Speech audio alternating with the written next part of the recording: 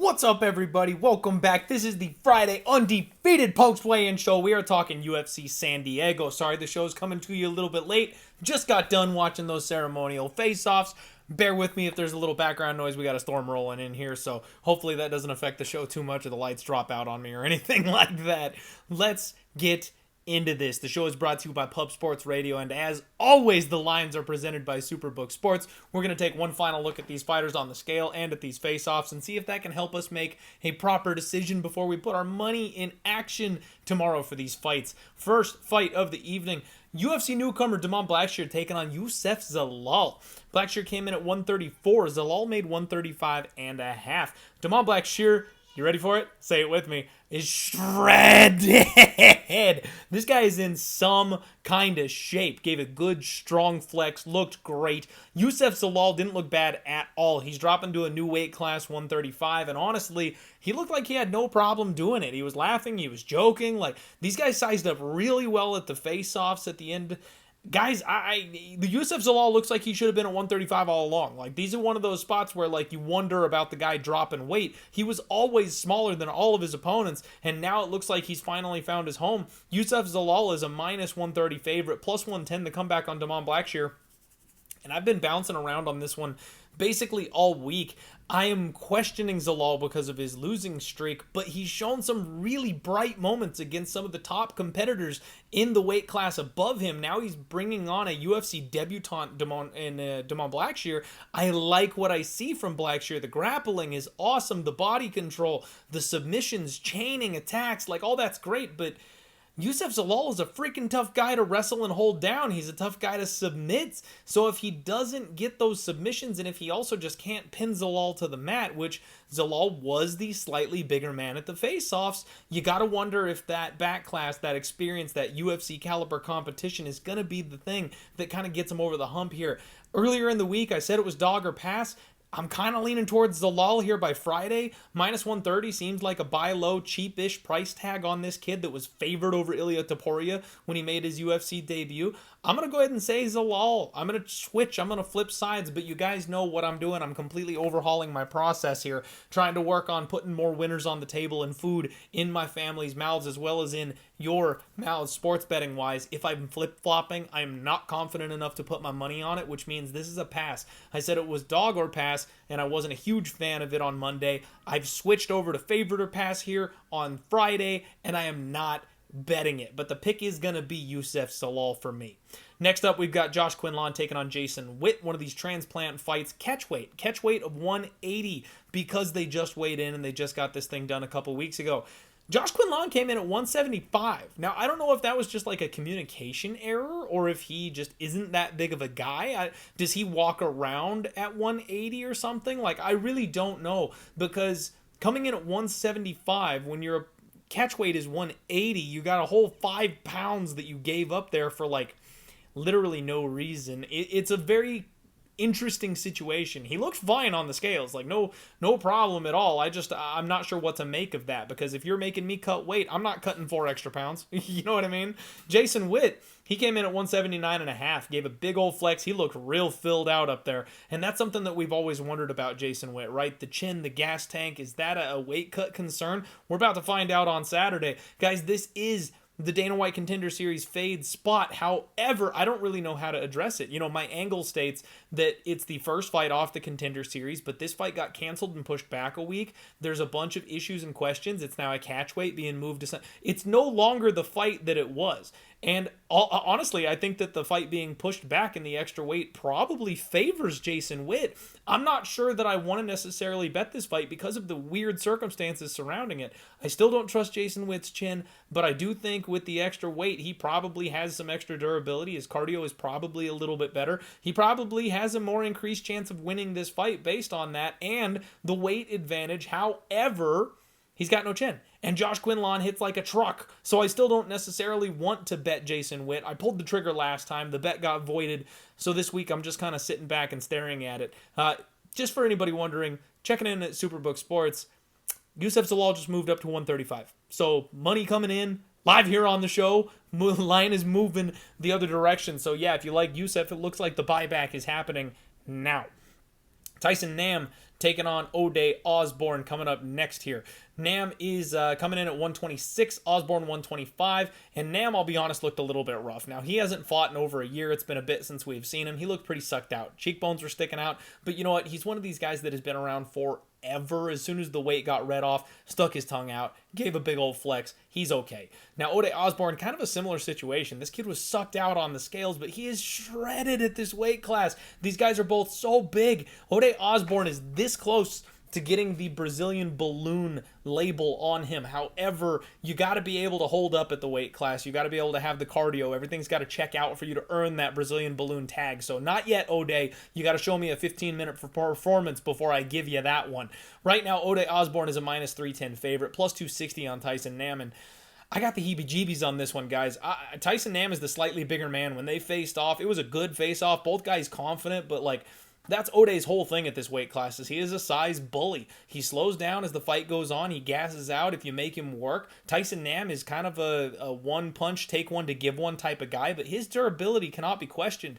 We've seen Ode hurt before. So this is that kind of spot where Tyson Nam does have a puncher's chance, and I feel like the recency bias of Ode's, current run that he's on might be affecting this line maybe a little bit too much. I know he's my guy. I like Ode. I like his attitude. I like everything he brings to the cage, and I know Tyson Nam is old. He's a KO-dependent fighter at a low weight class, which is not something you really want to be in modern MMA, but as this fight goes on, I could see Nam being the cleaner striker. I could see Nam hitting harder. I could see Nam being there in round 3 and having more pop on his punches than Ode does because we've seen Ode gas out and slow down. This is a dog or pass spot for me. I'm not betting it. I don't feel confident enough to do so. I wouldn't mind like a KO prop on Tyson Nam because it, plus 260, you're probably going to get close to plus 450, plus 500 for his knockout. And honestly, I think that's his best path to victory here. I got a hard time seeing him winning a decision unless he just drops Ode like 2 out of the 3 rounds and somehow doesn't follow up and get the finish. But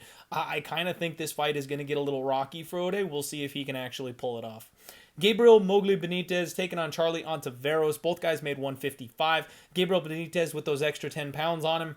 Fine. No issues whatsoever on the scales here today. Charlie Ontiveros, another one of these guys that looks just shredded. He's huge. He is so big. Cutting down to 155. You can see every single straining muscle in his body to get there. Charlie is massive, guys. Like at the face-off, you see the size difference between these guys. It looks like a guy coming down from 185 to fight a guy coming up from 145. This is one of those weird spots where I'm like, Gabriel Benitez is the UFC caliber guy. He's been around. I know he's been on a bit of a tough losing skid, but he's the UFC caliber fighter here. I am not convinced that Charlie Ontiveros belongs in the UFC, but at the same time, at a certain point, size matters.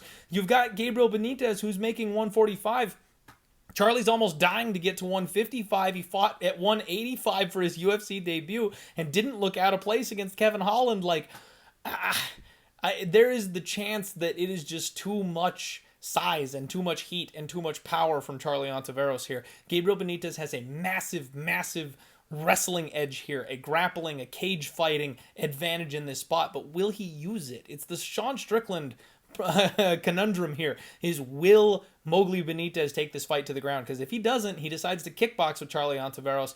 We've seen Charlie go 15 minutes, and he's going to be taller, and he's going to be longer, and these kicks are dangerous. So, yeah, Gabriel Benitez by all means should win this fight. He can win a kickboxing match, but it also would worry me, a guy coming off a couple straight knockouts, giving a much larger man a chance at a kickboxing fight for 15 straight minutes. So I can't mess with this one. I think it's going to be relatively violent. I wouldn't be surprised if Charlie Ontiveros pulls off the upset. Another one where if you're going to play Charlie, I don't know. Maybe he could win a 15-minute kickboxing fight. I don't want to touch it. I really don't. I'm leaving this one alone. Gabriel Benitez should get the win, but just be careful, guys. This week, much like last week, there's gonna be that bed shitter, right? Like, one of these big favorites is not gonna pull through the way they were supposed to, and I wouldn't be surprised if it's the guy moving up a weight class fighting a massive freak of nature that ends up dropping the ball. Cynthia Calvillo taking on Nina Nunes. Both women made 125 and a half. Calvillo, big smile on her face. She was bouncing around the stage today. Looked very happy. So good for her. That mentality is something that's extremely important here. Nina Nunes, she was relaxed up there. Gave a good solid flex. Looked awesome on the scale. Nunes slightly bigger at this face-off. Both women were smiling, seeming to have a pretty good time in there, enjoying themselves. Right now, we've got Nina Nunes plus 165, Cynthia Calvillo minus 185. So it does look like a little bit of money is trickling in here on Cynthia Calvillo. And I talked about this one again on Monday. This is another one of these rescheduled fights. We've broken it down a couple of times. I kind of want to take the shot here with Nina Nunes, but at the same time, you cannot trust Cynthia Calvillo the way she's looked. Like, if you want to lay minus 185 on Cynthia, you rewind, 2-3 years, and sure, we're probably betting Cynthia Calvillo here in this spot. But if she doesn't go to her grappling and this is a striking match, this is going to be a lot tighter, I think, than people expect it to be.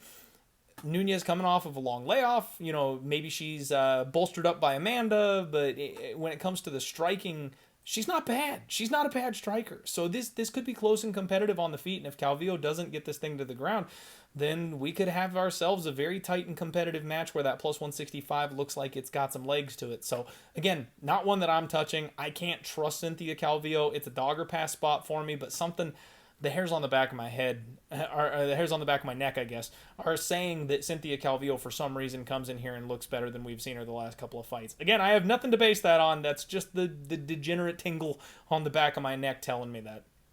Next up, we got the big boys. Lukasz Brzeski taking on Martin Buday. Brzeski came in 236 and a half. Martin Buday 266. So we have got a 30-pound weight difference here. Buday's a big boy. He gave a big solid flex and looked intense on the scales today. Now Brzeski, he's got some soft body going on. Like, he doesn't look like he put all that much work into this particular training camp, if we're being honest. Strangely, long weigh-in for this guy when he was a good 30 pounds or so underneath the weight limit. Like, not sure why the guy made him sit there on the scale and kept reading the thing off like it was going to be a problem for him when he's 30 pounds under the weight limit. They face off, and Buday's just bigger everywhere. I mean, he's slightly taller, he's slightly wider, he's heavier, he's thicker, he's got a bigger chest. Like, size for size, like, Buday is just a big boy.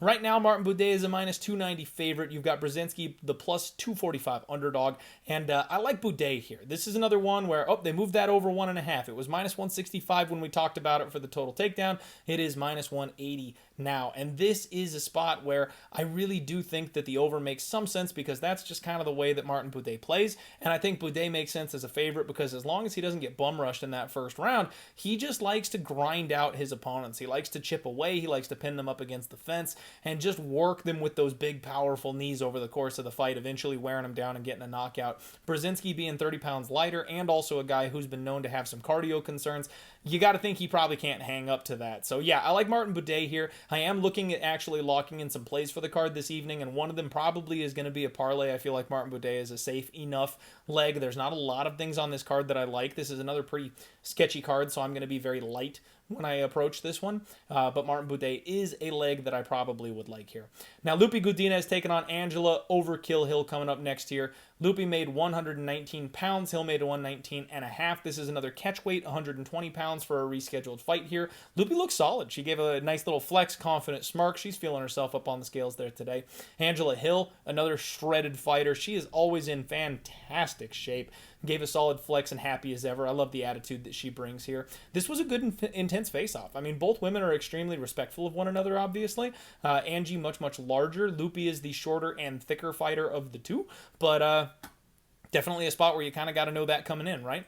Now we've got Loopy Godinez as a minus 350 favorite. Angela Overkill Hill is plus 290 as the underdog here in this spot.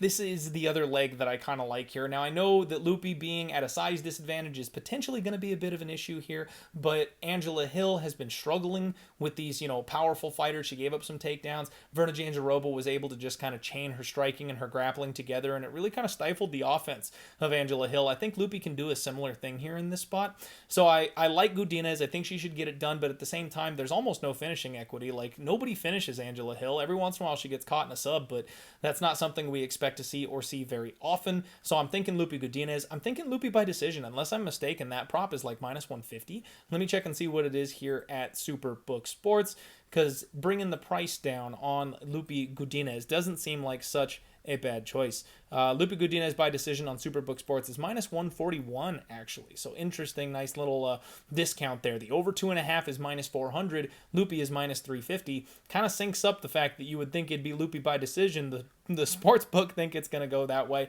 but don't be surprised. Angela Hill is the queen of the split decisions, so this one could end up being very, very close. Now, granted, she hasn't won a split decision in some time, but the fight probably ends up playing out really tight, which is where I don't know if you want to have a minus 350 as your anchor there when the fight is very much likely to go to a tight contested decision. Next up, we got Gerald Meerschaert taking on Bruno Silva. Meerschaert came in at 185, Silva 186, and Meerschaert looked solid. Strong flex. Zalal was rocking on the stage with him. Now, if you want to talk about crazy, want to get into some theory territory, Bilal Muhammad rocking with our guy Gerald Meerschaert, who's known for his submissions, working out with a wrestler maybe leading up to this camp a little bit more than usual. Bruno Silva 186. He looked pretty rough on the scale, I'm not gonna lie. Gave a big old deep breath up there. Might have been a bit of a tough cut for him. He looked like he was very uncomfortable waiting for that scale to be read there. Now, these guys size up really well. They kept their distance. It was a respectful face-off. Neither of these guys are much of shit talkers or anything like that, but man, I think I tweeted about this earlier in the week, right? I'm picking Bruno Silva. I do think that the chin concerns for Gerald Meerschaert and the power that Bruno brings to the table, even if this thing does hit the mat, I think Bruno's ground and pound is vicious and it's going to cause problems. He should win this fight. He should be able to knock out Gerald Meerschaert. But at the same time, Bruno Silva's weakness has been getting tapped. He's been submitted a couple times before, and Gerald Meerschaert is the king of the comebacks, especially if he's working out at a new gym. He's got better training partners. You might see a new GM3 coming in here for this one. So I'm not touching it because Bruno Silva has such a massive glaring hole in his game, and that hole is fit and filled ever so nicely by the offense of Gerald Meerschaert. So I can't touch it, and if I do bet Bruno Silva, then Gerald Meerschaert round 3 is the lock of all locks. You guys know this. If I fade Gerald Meerschaert, he finds a way to win in the 3rd round every time. Every time. So, I already tweeted out, holy crap, I can't believe Gerald Meerschaert just submitted Bruno Silva because I fully expect it to come now that I've put my eggs in the basket of Bruno Silva. So, again, no bet for me. Bruno should win, but I can't get over the fact that Gerald Meerschaert could just kind of roll his way in at some point. Get his back, get an arm, get an ankle, tap him. I don't like it. I don't like it. But if you're ever going to play Gerald Meerschaert by sub or Gerald Meerschaert round 3, this is exactly the kind of fight where you do that. Doesn't go the distance seems pretty good though, right? Both these guys absolutely have that finishing upside. Next up, Priscila Cachoeira taking on Ariane Lipski. Cachoeira 135, Lipski 135 and a half. Cachoeira looked very relaxed on scale. No blue hair. I am massively disappointed in her for that one.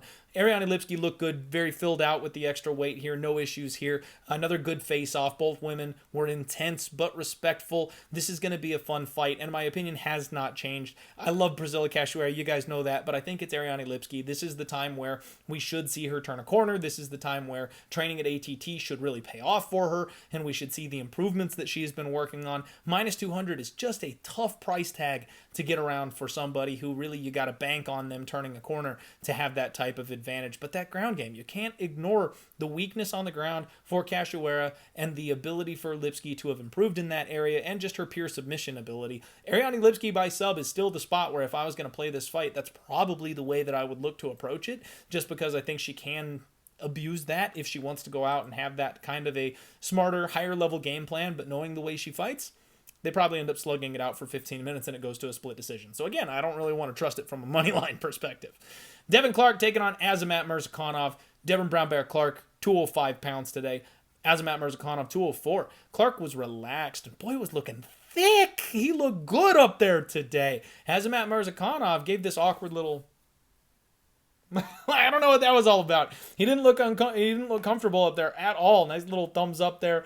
Not the most impressive body type we've ever seen. And Devin Clark, decently larger. This was the shock here for me, is when these guys face off. I guess I kind of forget that Azamat is a smaller 205er. I talk about Devin Clark being undersized for 205. Holy shit, Azamat is bitty. And they're both wearing flip-flops. So if you look back at the tape and you're like, bro, but he was wearing flip-flops. So was Devin Clark.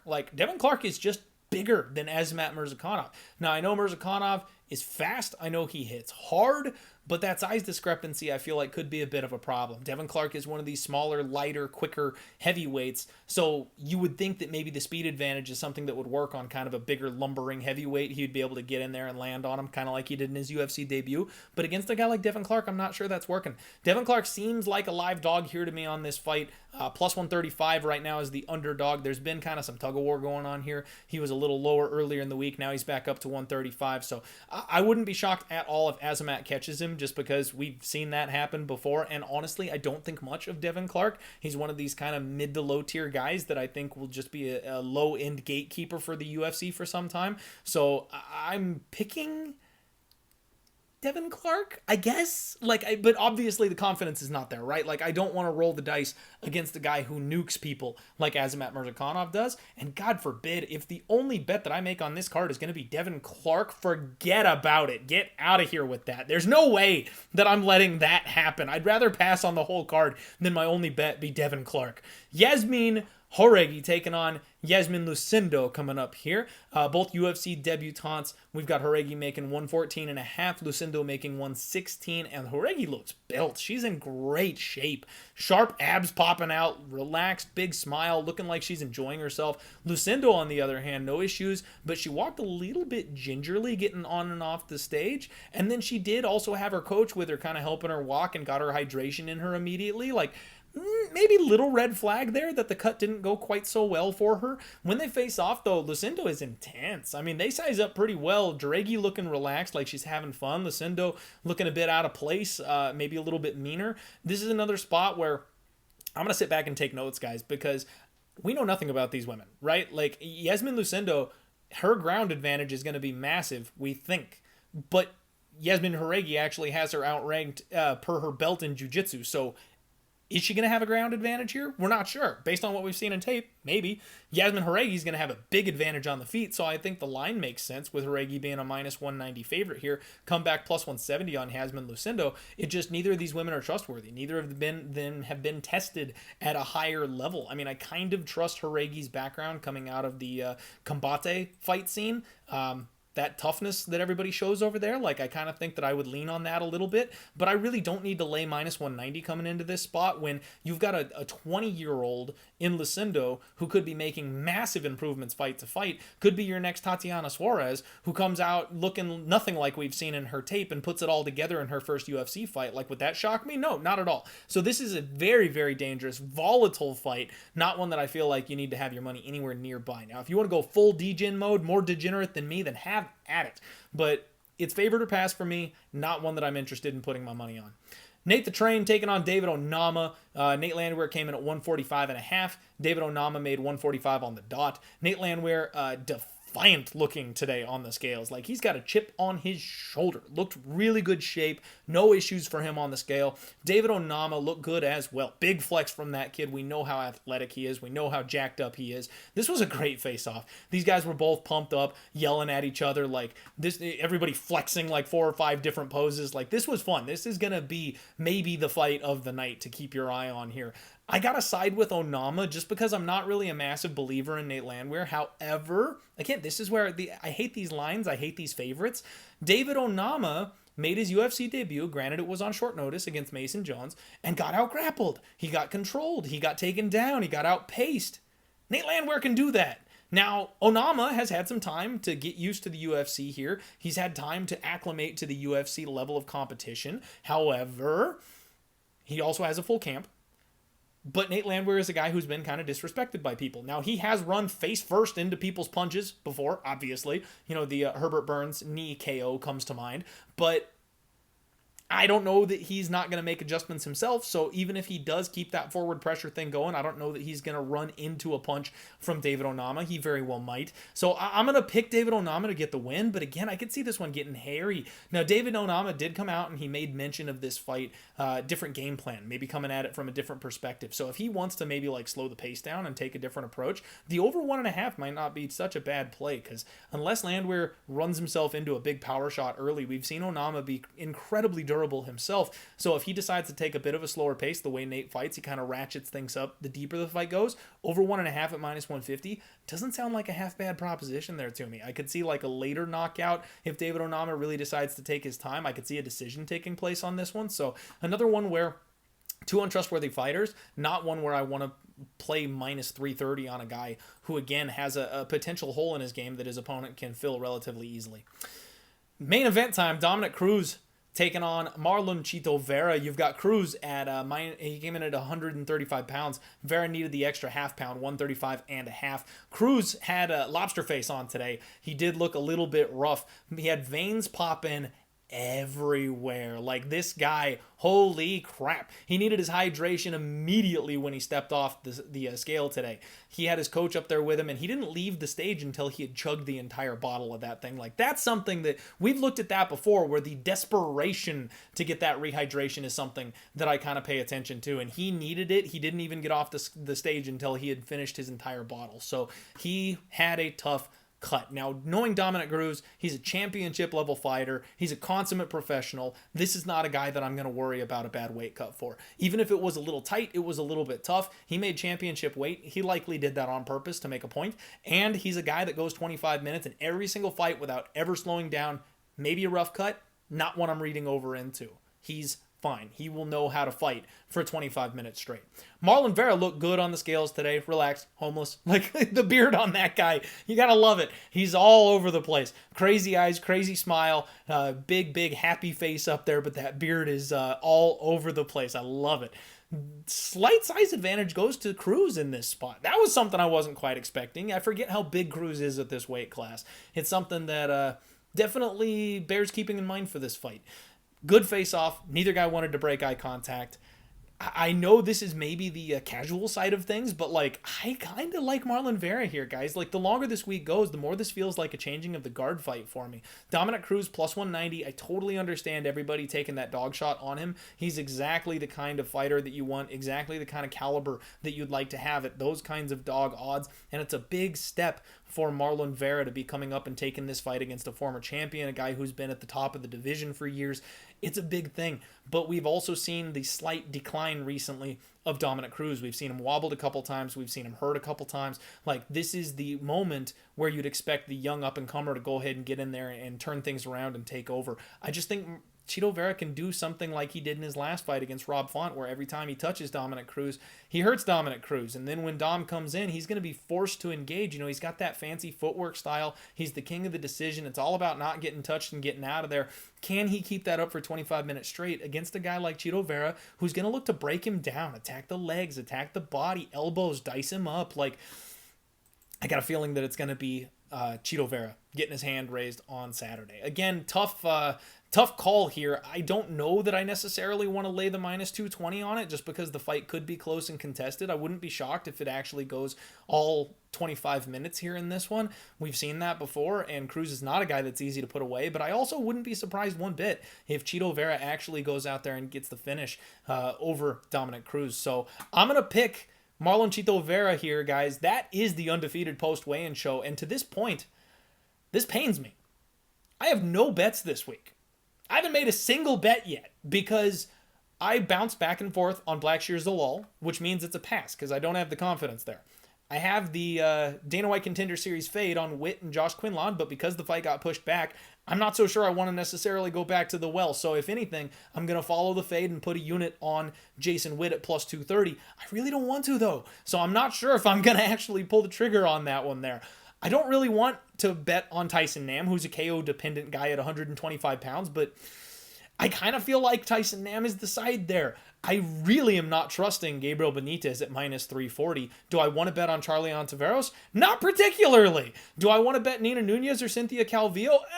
No. Like, my feeling is that Cynthia gets back on track here, but Nina's probably the side pre-flop. It's going to be a closely contested fight. I don't want that. Martin Buday. I like Martin Buday. Do I want to play Loopy Godinez? Kind of, but the over 2.5 at minus 400, so I don't have to sweat the decision out, might actually be the better move there. Pay the extra 50 cents and not care who gets their hand raised at the end of it. Gerald, Meerschaert, Bruno, Silva. I kind of like violence. Maybe the fight doesn't go the distance, but I don't really want to trust Bruno Silva at minus 280. If you want to play the KO prop, like, I totally get that. I understand that. If you want to play the plus 450 Meerschaert submission prop, I get that too. Lipski. I kind of like Lipski, but again, weird concerns. Close fight. Everybody's on Priscila. Maybe I bet Lipski, but I'd have to parlay her. I don't want to lay 2-1 on Ariane Lipski. Devin Clark. No!